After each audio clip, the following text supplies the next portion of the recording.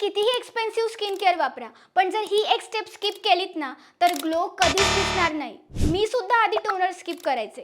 असं वाटायचं की फॅन्सी पाणी आहे, पण मग लक्षात आलं टोनर स्किप करणं म्हणजे ग्लो अर्धवट थांबवणं आहे. ऑनेस्टली टोनर यूज करणं म्हणजे स्किन केअरला कंप्लीट करणं. टोनर पीएच बॅलन्स करतं, स्किन रिफ्रेश ठेवतं आणि पोर्सना श्रिंक करतं आणि बाकीचे प्रोडक्ट्स चांगले ॲब्झॉर्ब करायला हेल्प करतो. आणि सध्या मी यूज करतेय माझं favourite Jovees derma rice water and 4% niacinamide toner. खरोखर डिफरन्स दिसतो. राईस वॉटर आणि लिकोरस देतात इन्स्टंट ग्लो. 4% नायसिनामाइड पोर्स कमी करून टेक्स्चर इव्हन बनवतो. Rice water plus aloe vera skin irritation शांत करतं. डीप ॲथेनॉल ॲक्वॉक्सिल हायड्रेशन लॉक करून स्किन बॅरियर स्ट्रॉंग बनवतात. लाईट वेट आहे, लगेच ॲब्झॉर्ब होतं आणि दरवेळी स्किन दिसते रिफ्रेश, हायड्रेटेड आणि रेडियंट. मी ऑनेस्टली रेकमेंड करेल हा टोनर नक्की इन्क्लूड करा तुमच्या स्किन केअरमध्ये, कारण स्किन केअर तोपर्यंत कंप्लीट होत नाही जोपर्यंत तुमच्या स्किन केअरमध्ये टोनर नाही. Buy now, try now and shop now.